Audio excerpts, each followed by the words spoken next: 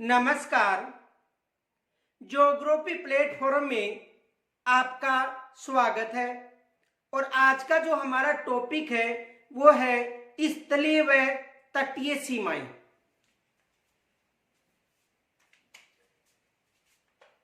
देखो, भारत की जो तटीय व स्थलीय सीमाएं हैं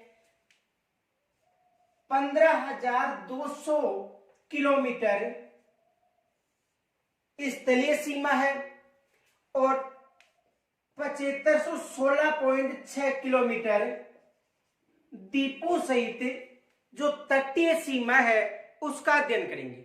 यानी 15,200 किलोमीटर स्थलीय सीमा, 7516.6 किलोमीटर जो तटीय सीमा है उसका अध्ययन करेंगे। देखो, सबसे पहले देखो तटीय सीमा।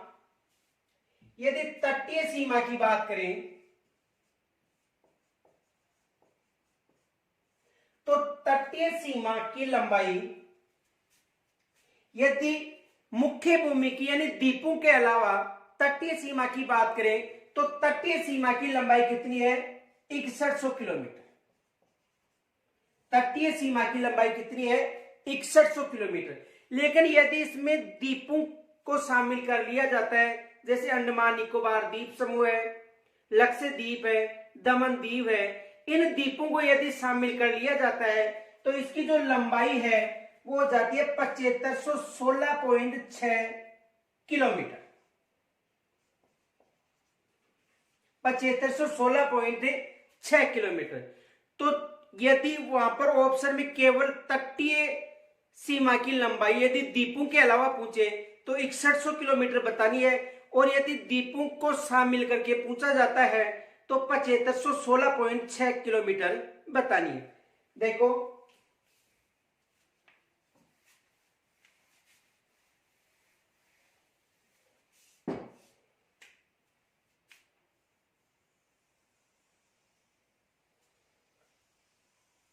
जो भारत की तटीय सीमा है, इस तटीय सीमा पर 9 राज्य स्थित हैं। यानी जो भारत की तटीय सीमा है, इस तटीय सीमा पर 9 राज्य हैं। देखो, गुजरात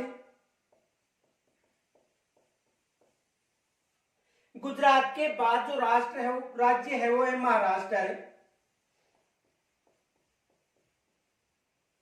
महाराष्ट्र के बाद गोवा, कर्नाटक व केरल। यदि पश्चिमी तट की बात करें, यह पश्चिमी तटीय क्षेत्र है, तो पश्चिमी तट में गुजरात राज्य की सीमा स्पर्श होती है, महाराष्ट्र, गोवा, कर्नाटक व केरल की सीमा स्पर्श होती है। और यदि पूर्वी तट की बात करें तो पूर्वी तट में तमिलनाडु, पूर्वी तट में तो तमिलनाडु, आंध्र प्रदेश, उड़ीसा व पश्चिमी बंगाल। देखो, तटीय सीमा पर यह पश्चिमी तट हो गया और यह हो गया पूर्वी तट।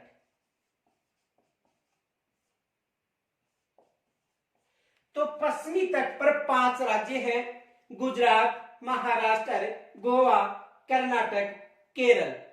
और यदि पूर्वी तट की बात करें, पश्चिमी बंगाल, उड़ीसा, आंध्र प्रदेश व तमिलनाडु। एग्जाम में देखो यहां से प्रश्न क्या बन सकता है? प्रश्न ये बन सकता है कि भारत के जो तटीय सीमा पर स्थित राज्य है उनकी संख्या कितनी है? तो भारत के तटीय सीमा पर स्थित राज्य है उनकी संख्या कितनी है? 9 है। 5 पश्चिमी तटीय राज्य और 4 पूर्वी तटीय राज्य। इनके अलावा दूसरा प्रश्न यह बन सकता है, देखो, केवल तटीय सीमा पर स्थित राज्यों की संख्या कितनी है? देखो, एग्जाम में यहां से यह प्रश्न बन सकता है, केवल तटीय सीमा पर स्थित राज्य। प्रश्न ये है केवल तटीय सीमा पर स्थित राज्य। तो देखो जो गुजरात है, तो गुजरात की जो सीमा है तटीय सीमा व स्थलीय सीमा को स्पर्श करती है, और पश्चिमी बंगाल की जो सीमा है वो भी तटीय व स्थलीय सीमा को स्पर्श करती है। तो देखो यदि केवल तटीय सीमा पर स्थित राज्यों की बात करें तो तटीय सीमा पर 7 राज्य स्थित है। देखो केवल तटीय सीमा पर 9 राज्य हैं। केवल तटीय सीमा की बात करें तो केवल तटीय सीमा पर महाराष्ट्र, गोवा, कर्नाटक, केरल, तमिलनाडु, आंध्र प्रदेश, उड़ीसा स्थित है। तो केवल तटीय सीमा पर कितने राज्य स्थित है? 7 राज्य। केवल तटीय सीमा पर कितने राज्य स्थित है? 7 राज्य। देखो गुजरात व जो पश्चिमी बंगाल है इनकी जो सीमा है वो स्थलीय सीमा व तटीय सीमा को स्पर्श करती है। यानी इन 2 राज्यों की सीमा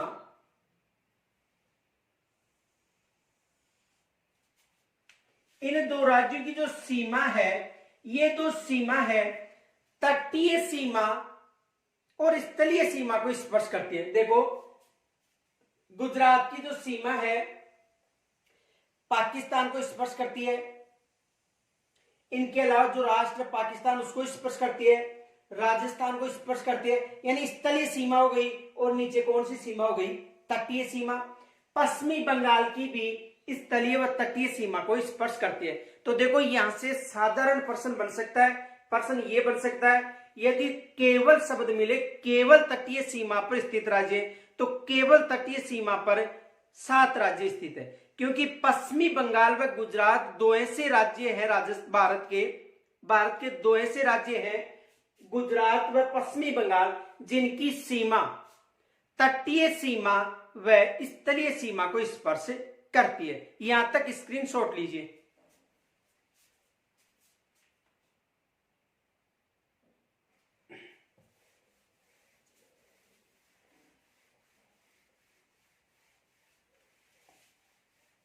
देखो इसे समझो। भारत के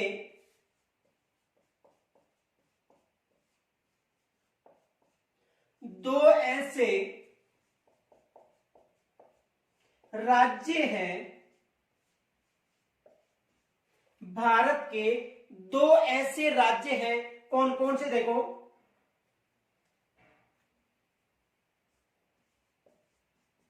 गुजरात व पश्चिमी बंगाल।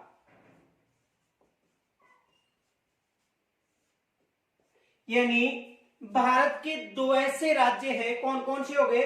गुजरात व पश्चिमी बंगाल, जिनकी सीमा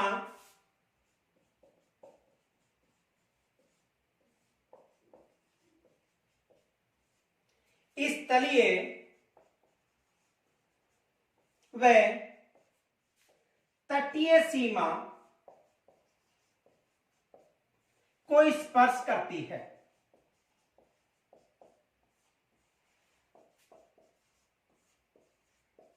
यह फैक्ट विशेष याद रखना, यहां से एग्जाम में प्रश्न बन सकता है। यानी कहने का मतलब है कि भारत के 2 ऐसे राज्य जो तटीय व स्थलीय क्षेत्र में स्थित है, कौन कौन से हैं? गुजरात व पश्चिमी बंगाल। दूसरा प्रश्न यहां से यह भी बन सकता है। देखो प्रश्न यह बन सकता है भारत की तटीय सीमा पर 9 राज्य स्थित हैं। भारत की जो तटीय सीमा है उस पर कितने राज्य स्थित है? 9 राज्य स्थित है। तो बताओ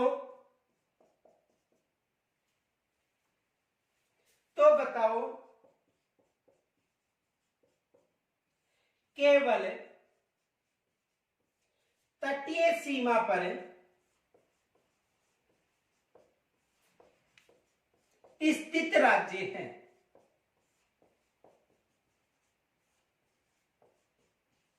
तो बताओ तटीय सीमा पर स्थित राज्य। तो देखो गुजरात व पश्चिमी बंगाल को यदि अलग कर दिया जाता है, क्योंकि गुजरात व पश्चिमी बंगाल की सीमा स्थलीय सीमा के साथ साथ तटीय सीमा को भी स्पर्श करती है।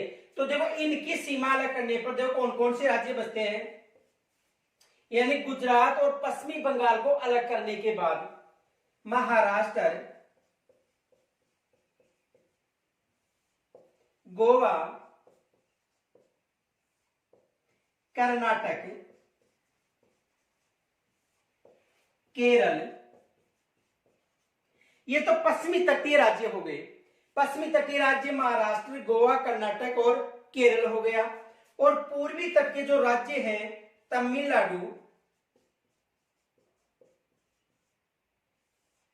आंध्र प्रदेश व उड़ीसा, ये किस क्षेत्र के राज्य हो गए, पूर्वी तटीय सीमा के राज्य हो गए।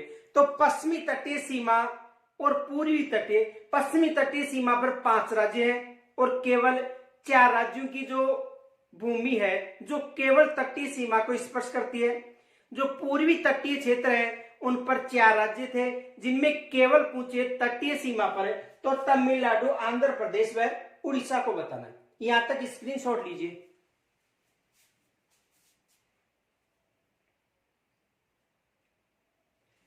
देखो यहां से प्रश्न क्या बन सकते हैं,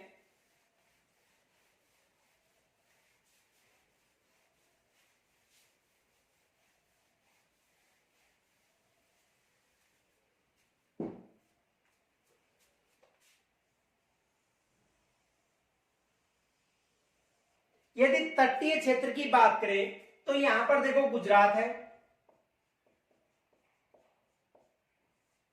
महाराष्ट्र, गोवा, कर्नाटक व केरल। यहां पर है तमिलनाडु, आंध्र प्रदेश, उड़ीसा व पश्चिमी बंगाल। देखो तटीय सीमा की जो लंबाई है वो है 6100 किलोमीटर। तटीय सीमा की लंबाई कितनी है, 6100 किलोमीटर, यानी जो द्वीपीय क्षेत्र है उनको छोड़कर। यदि द्वीपों सहित इसकी जो लंबाई है वो 7516.6 किलोमीटर है। तो तटीय सीमा की लंबाई कितनी है, 6100 किलोमीटर। इस 6100 किलोमीटर में जो सर्वाधिक लंबाई है वो है गुजरात की।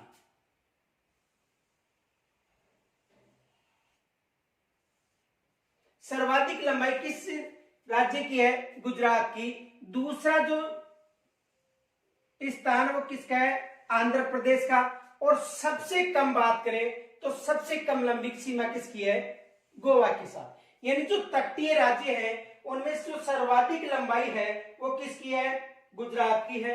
और दूसरा कौन सा है, आंध्र प्रदेश। और सबसे कम लंबी सीमा जो तटीय क्षेत्र के राज्य हैं इनमें सबसे कम लंबी सीमा किसकी है, गोवा की। देखो गुजरात के साथ 1215 किलोमीटर लंबी सीमा स्पर्श होती है, जो तटीय क्षेत्र की 23% भाग है।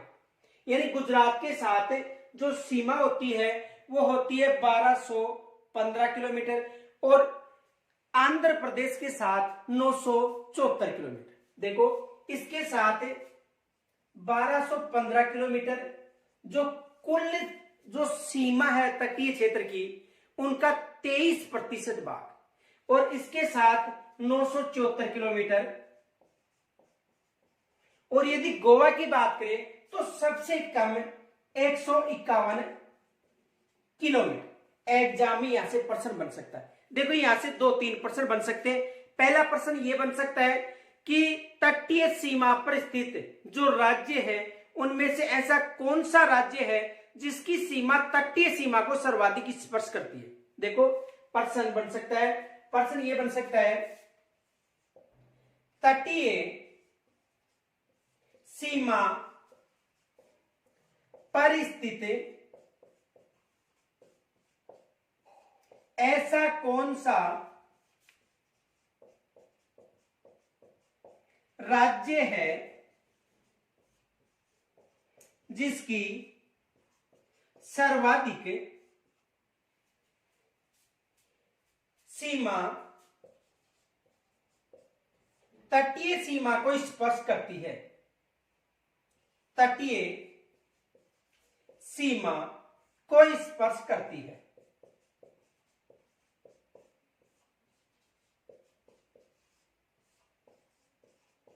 देखो यहां से प्रश्न बन सकता है।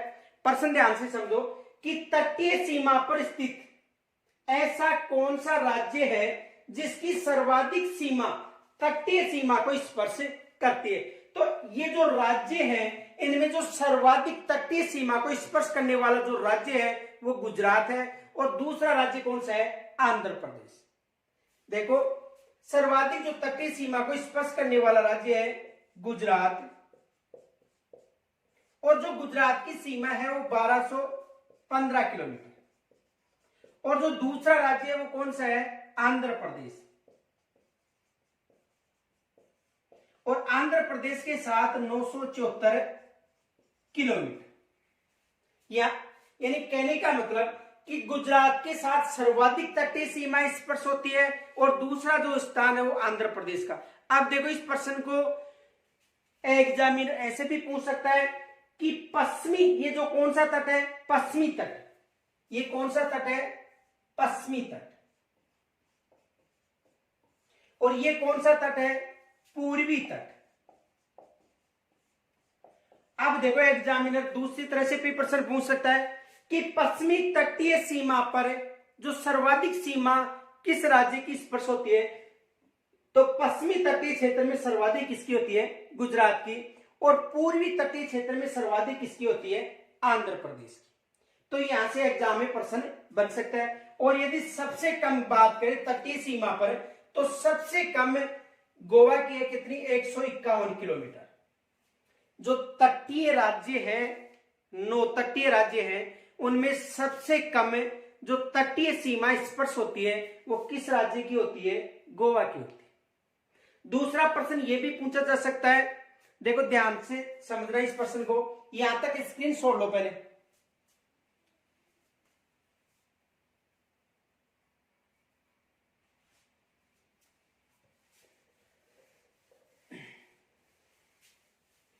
देखो दूसरा प्रश्न ये बन सकता है, यहां पर जो बिंदु है दक्षिण बिंदु, जिसे कुमारी अंतरीप या कन्याकुमारी के नाम से जाना जाता है, तो ये जो बिंदु है किस राज्य में है? तमिलनाडु। प्रश्न देखो ऐसा बन सकता है, भारत की मुख्य भूमि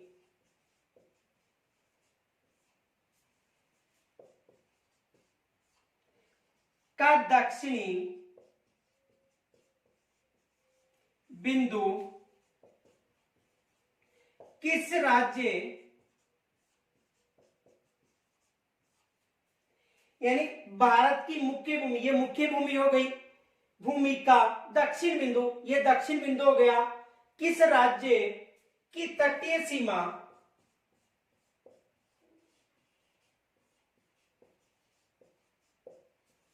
पर स्थित है?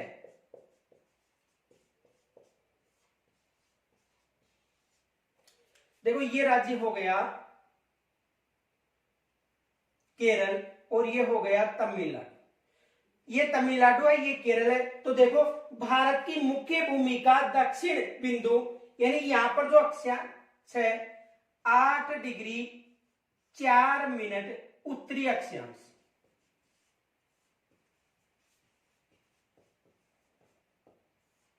तो भारत की मुख्य भूमि का जो दक्षिण बिंदु है किस राज्य की तटीय सीमा पर स्थित है? तो किस राज्य की तटीय सीमा पर स्थित है? तमिलनाडु की।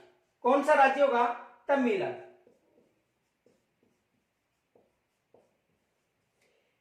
दूसरा प्रश्न ये बन सकता है, देखो इससे संबंधित जो प्रश्न बनते हैं उनमें एक तो ये प्रश्न बन सकता है, दूसरा प्रश्न यहां से ये भी बन सकता है पश्चिमी तटीय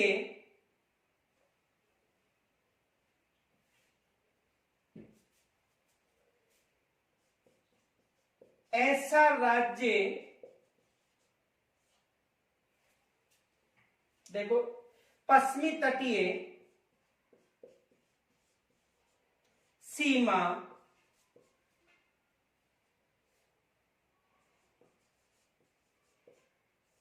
पर स्थित सबसे उत्तरी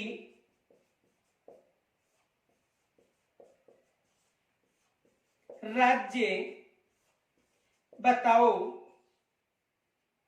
देखो पश्चिमी तटीय सीमा पर स्थित सबसे उत्तरी राज्य बताओ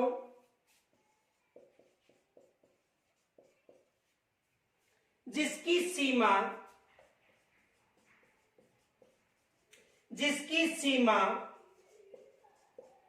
केवल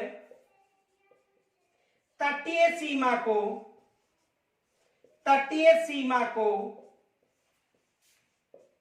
स्पर्श करती है।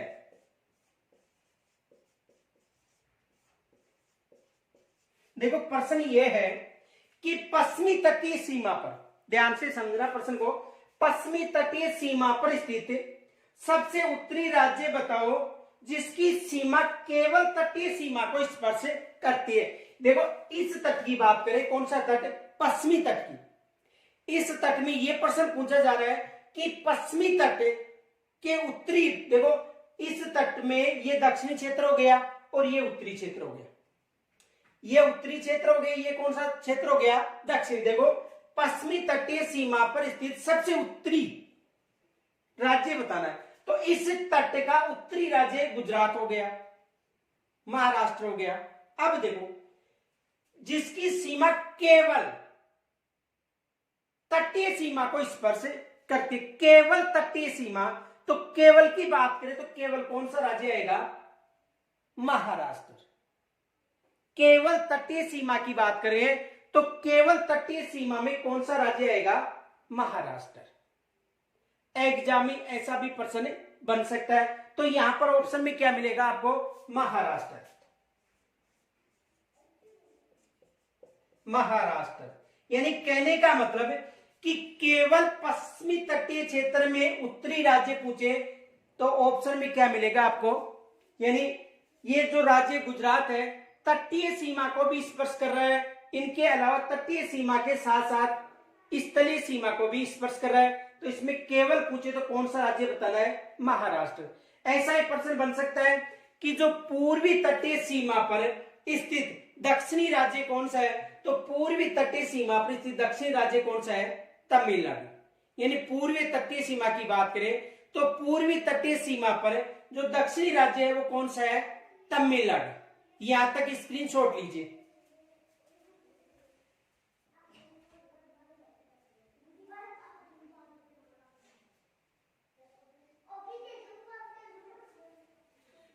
यहां तक स्क्रीनशॉट लीजिए। आगे देखो,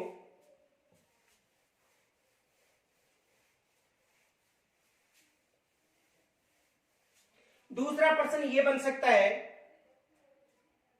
देखो दूसरा प्रश्न यहां से ये बन सकता है, पूर्वी तट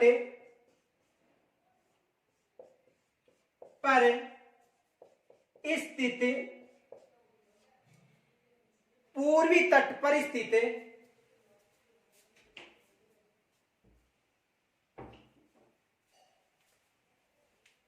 देखो दूसरा प्रश्न ये बन सकता है, पूर्वी तट पर स्थित दक्षिणी राज्य कौन सा है? देखो पूर्वी तट पर स्थित दक्षिणी राज्य कौन सा है? ये पश्चिमी तट था, ये पूर्वी तट, ये उत्तरी क्षेत्र हो गया और ये कौन सा क्षेत्र हो गया? दक्षिणी। तो पूर्वी तट पर स्थित जो दक्षिणी राज्य है कौन सा राज्य है? तमिलनाडु। कौन सा राज्य होगा? तमिलनाडु। तो पूर्वी तट पर स्थित दक्षिणी राज्य कौन सा है? तमिलनाडु। और यदि उत्तरी राज्य पूछे तो उत्तरी राज्य पश्चिमी बंगाल हो जाएगा। केवल उत्तरी राज्य पूछे तो कौन सा? उड़ीसा। तो एग्जाम में इन तटीय क्षेत्रों से ये प्रश्न बन सकते हैं। देखो पश्चिमी तट पर कितने राज्य स्थित है? 5 याद रखना है। क्रम भी याद रखना है, गुजरात, महाराष्ट्र, गोवा, कर्नाटक और केरल। एग्जामिनर प्रश्न पूछ सकता है कि पश्चिमी तट पर कितने राज्य? 5 राज्य। पूर्वी तट पर कितने राज्य? 4 राज्य। पश्चिमी तट पर उत्तरी राज्य कौन सा है? गुजरात। पूर्वी तट का उत्तरी राज्य कौन सा है? पश्चिमी बंगाल। केवल तटीय सीमा का उत्तरी राज्य महाराष्ट्र। केवल तटीय सीमा का उत्तरी राज्य उड़ीसा। और यदि दक्षिणी राज्य की बात करें पश्चिमी तट पर केरल और पूर्वी तट की बात करें तमिलनाडु। जो मुख्य भूमि है उसका जो दक्षिणी बिंदु है जिसे कन्याकुमारी या कुमारी अंतरीप कहा जाता है, किस राज्य में स्थित है? तमिलनाडु में। यहां से भी एग्जाम में प्रश्न आ सकता है। तो ये जो बिंदु है 8 डिग्री 4 मिनट उत्तरी अक्षांश से प्रारंभ होता है, यानी तमिलनाडु राज्य में कुमारी अंतरीप या कन्याकुमारी। देखो इसका नाम है कुमारी अंतरीप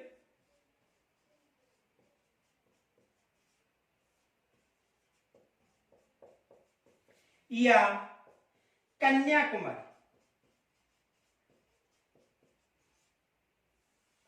ये याद रखना। तो किस राज्य में है? तमिलनाडु। अब देखो एग्जाम में यहां से एक प्रश्न और बन सकता है। प्रश्न ये बन सकता है कि मुख्य भूमि का जो दक्षिण बिंदु है, मुख्य भूमि का दक्षिण बिंदु वो किस तटीय क्षेत्र में शामिल है? पश्चिमी तटीय या पूर्वी तटीय क्षेत्र में शामिल है? तो मुख्य भूमि का जो दक्षिण बिंदु है वो किस तटीय क्षेत्र में शामिल है? पूर्वी तटीय क्षेत्र में। यहां से भी एग्जाम में प्रश्न बन सकता है, क्योंकि जो कुमारी अंतरीप या कन्याकुमारी जो मुख्य भूमि का दक्षिणी भाग है वो तमिलनाडु राज्य में, और तमिलनाडु राज्य की जो सीमा है वो पूर्वी तटीय सीमा में शामिल है। तो देखो एग्जाम में यहां से प्रश्न ये बन सकता है।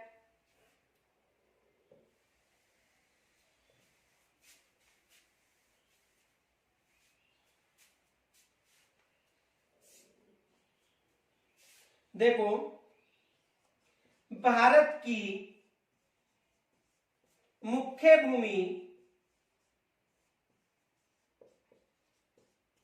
का दक्षिण बिंदु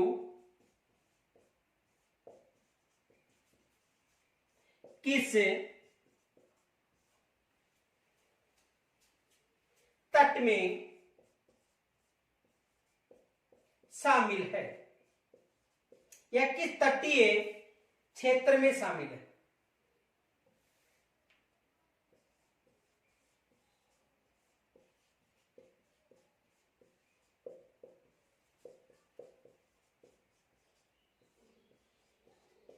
अब देखो वहां पर ऑप्शन मिल सकते हैं आपको।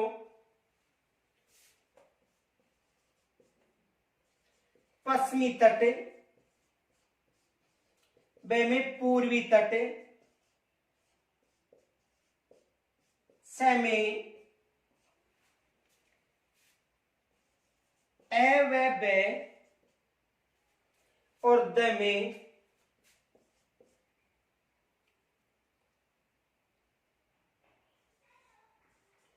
उपयुक्त सभी। पश्चिमी तट, पूर्वी तट, ए व ब और उपयुक्त सभी। तो देखो इसमें ए और ब नहीं आएगा, उपयुक्त सभी भी नहीं आएगा, केवल क्या आएगा? पूर्वी तट। यानी कौन सा तट? पूर्वी तट। देखो पूर्वी तट क्यों है? क्योंकि भारत की मुख्य भूमि का दक्षिण बिंदु कौन सा है? कुमारी अंतरीप या कन्याकुमारी, जो तमिलनाडु राज्य में, और तमिलनाडु राज्य का मतलब पूर्वी तटीय क्षेत्र। कौन सा क्षेत्र? पूर्वी तटीय क्षेत्र। दूसरा प्रश्न ये भी बन सकता है कि भारत का जो मुख्य बिंदु है कुमारी अंतरीप, वहां पर कौन सा अक्षांश माना जाता है? 8 डिग्री 4 मिनट उत्तरी अक्षांश। तो यहां तक स्क्रीनशॉट लीजिए।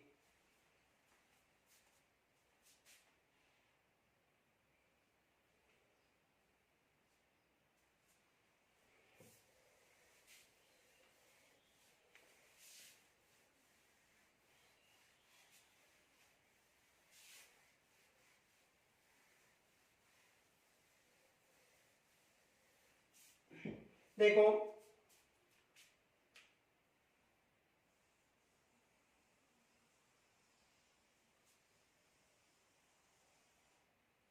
ये पश्चिमी तट है और ये पूर्वी तट। देखो पश्चिमी तट में यहां पर है कच्छ का रण क्षेत्र है, यानी यहां पर जो दलदली भूमि है कच्छ का रण क्षेत्र। दूसरा ये जो क्षेत्र है इसे काठियावाड़ तट, काठियावाड़ तट के नाम से भी जाना जाता है। यानी ये जो गुजरात वाला क्षेत्र है इसमें जो कच्छ का रण क्षेत्र है दलदली भूमि है जहां पर भारत और पाकिस्तान के मध्य सर्किट विवाद है। देखो यहां पर जो कच्छ का रण क्षेत्र है भारत और पाकिस्तान के मध्य सर्किट विवाद चल रहा है, यह 22 डिग्री चैनल विवाद। तो कच्छ का जो क्षेत्र है इसे कच्छ का रण क्षेत्र कहा जाता है और गुजरात में जो तटीय सीमा है इसे काठियावाड़ तट के नाम से जाना जाता है। उसके बाद कोंकण तट,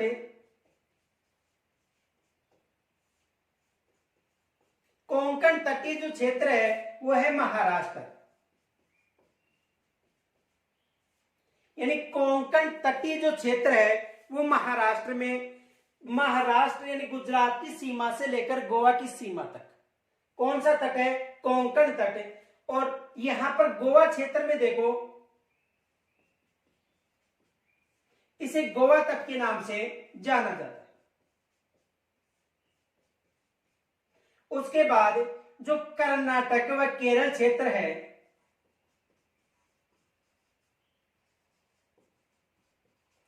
इस तटीय क्षेत्र को मालाबार तट के नाम से जाना जाता है। देखो कच्छ का रण क्षेत्र है गुजरात का जो दलदली भूमि क्षेत्र है, उसके बाद जो काठियावाड़ क्षेत्र है गुजरात में, महाराष्ट्र की जो तटीय क्षेत्र उसे कोंकण तट के नाम से जाना जाता है, कुछ भूमि गुजरात गोवा के उसे गोवा तट के नाम से, और कर्नाटक व केरल क्षेत्र को मालाबार तट के नाम से जाना जाता है। यहां पर यदि तमिलनाडु और आंध्र प्रदेश की सीमा तक की बात करें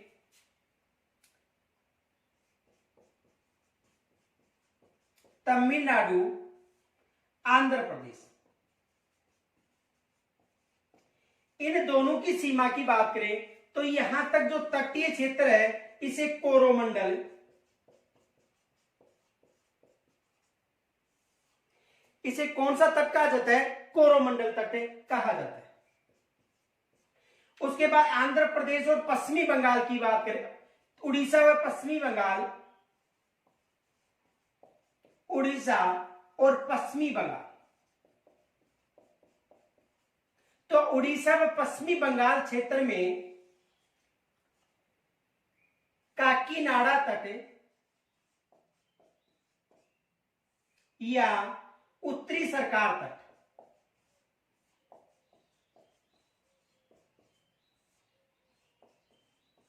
काकीनाडा या उत्तरी सरकार तट, और इन तटीय क्षेत्रों के मध्य एक राज्य है जिसका नाम है तेलंगाना।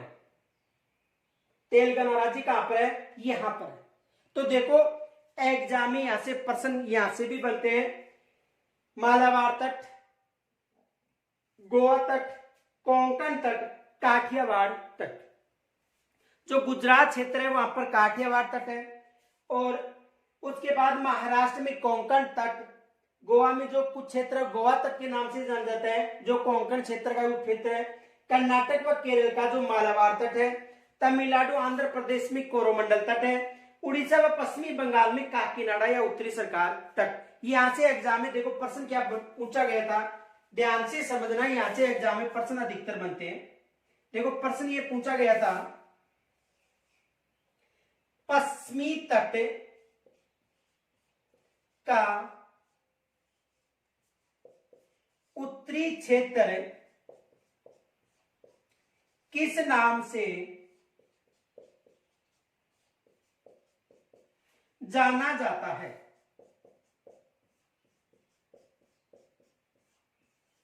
देखो एग्जाम में ये प्रश्न पूछा गया था, पश्चिमी तट, इस तट की बात करें, ये पश्चिमी तट है, का उत्तरी क्षेत्र किस नाम से जाना गया था? देखो ऑप्शन क्या थे,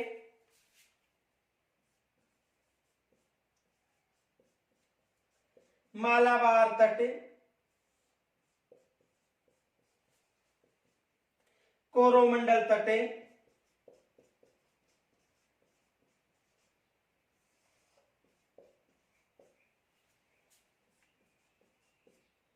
कोंकण तट,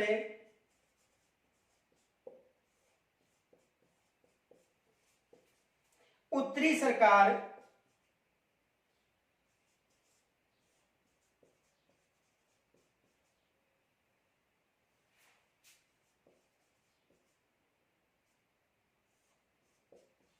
तट। देखो इसे समझो कि पश्चिमी तट की बात करें, ये पश्चिमी तट है, का उत्तरी बिंदु किस, उत्तरी क्षेत्र किस नाम से जाना जाता है? तो वहां पर कौन सा ऑप्शन था? कोंकण तट। तो देखो मालाबार तट दक्षिणी क्षेत्र हो गया, कोरोमंडल पूर्वी तट का दक्षिणी क्षेत्र हो गया, और कोंकण तट जो पश्चिमी क्षेत्र है उसका उत्तरी तट हो गया, और उत्तरी सरकार तट पूर्वी तटीय क्षेत्र का उत्तरी क्षेत्र हो गया। तो एग्जामिनर ऐसे प्रश्न बना सकता है, या पूछ सकता है कि जो पश्चिमी तट है उसका दक्षिणी क्षेत्र या पूर्वी तट का उत्तरी क्षेत्र और दक्षिणी क्षेत्र किस नाम से जाना जाता है? तो एग्जामिनर यहां से भी प्रश्न बना सकता है। इनके अलावा देखो यहां तक स्क्रीनशॉट लो,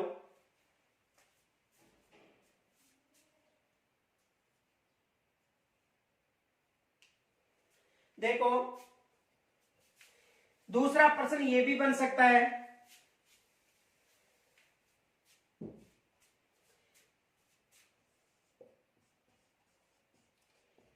किस तट के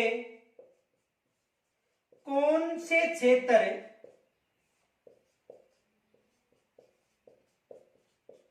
में लौटते हुए मानसून, किस तट के कौन से क्षेत्र में लौटते हुए मानसून से वर्षा होती है? देखो किस तट, तो लौटते हुए मानसून से पूर्वी तट पर वर्षा होती है, ये याद रखना। लौटते हुए मानसून से किस तट पर होती है? पूर्वी तट। तो देखो किस तट यानी पूर्वी तट के कौन से क्षेत्र, ये उत्तरी क्षेत्र हो गया और ये दक्षिणी क्षेत्र। तो कौन से क्षेत्र? दक्षिणी क्षेत्र में लौटते हुए मानसून से, यानी यहां पर ये जो क्षेत्र है यहां पर लौटते हुए मानसून से वर्षा होती है, इस क्षेत्र में लौटते हुए मानसून से वर्षा होती है।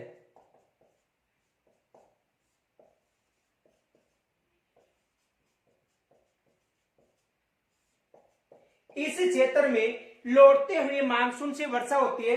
तो प्रश्न क्या है? किस तट के? तो पूर्वी तट के। कौन से क्षेत्र में? दक्षिणी क्षेत्र में लौटते हुए मानसून से वर्षा होती है, यानी लौटते हुए मानसून से जो सर्वाधिक वर्षा होती है वो कोरोमंडल तट से होती है।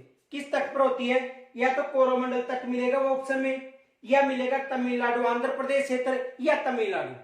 तीन ऑप्शन बन सकते हैं, लौटते हुए मानसून से कोरोमंडल तट, या शीतकालीन वर्षा भी कोरोमंडल तट पर सर्वाधिक होती है, या तमिलनाडु।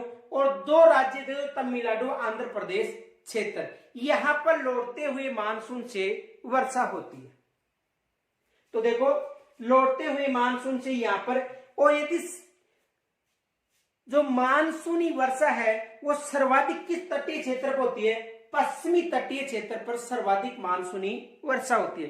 तो जो तटीय क्षेत्र है, पश्चिमी तटीय और पूर्वी तट, तो तटीय क्षेत्र की जो लंबाई है वो 6100 किलोमीटर है, यानी इनकी जो लंबाई कितनी है? 6100 किलोमीटर। ये याद रखना, तटीय क्षेत्र की लंबाई कितनी है? 6100 किलोमीटर। लेकिन यदि द्वीपों सहित इसकी जो लंबाई पूछी जाती है तो 7516.6 किलोमीटर इनकी लंबाई है। यानी पश्चिमी और पूर्वी तट की जो लंबाई 6100 किलोमीटर है। लेकिन द्वीपों सहित जो अंडमान निकोबार द्वीप समूह है, लक्षद्वीप है और दमन द्वीप जो अन्य द्वीप है, उनके सहित इनकी जो लंबाई है वो कितनी है? 7516.6 किलोमीटर। और यदि तटीय क्षेत्र की सर्वाधिक लंबाई पूछे तो तटीय क्षेत्र की सर्वाधिक लंबाई 1962 किलोमीटर अंडमान निकोबार द्वीप समूह से स्पर्श होती है। यदि तटीय क्षेत्र की द्वीपों सहित लंबाई पूछे 7516 किलोमीटर और सर्वाधिक जो लंबाई है अंडमान निकोबार द्वीप समूह के। लेकिन यदि राज्य पूछे तो गुजरात और दूसरा कौन सा? आंध्र प्रदेश। और सबसे कम किसके साथ होती है? गोवा के साथ। तो यहां तक जो हमने अध्ययन किया, इसमें यदि कोई समस्या हो तो कमेंट्स के द्वारा जरूर बताना। और 2 चैनल है हमारे, एक जीके चोपड़ा जी, उसमें सभी का अध्ययन करवाया जाता है और केवल ज्योग्राफी जो प्लेटफॉर्म है उस पर केवल ज्योग्राफी का ही अध्ययन करवाया जाता है। तो यहां तक यदि कोई समस्या हो या समझने में कोई परेशानी हो तो कमेंट्स के द्वारा मुझे जरूर बताना। धन्यवाद।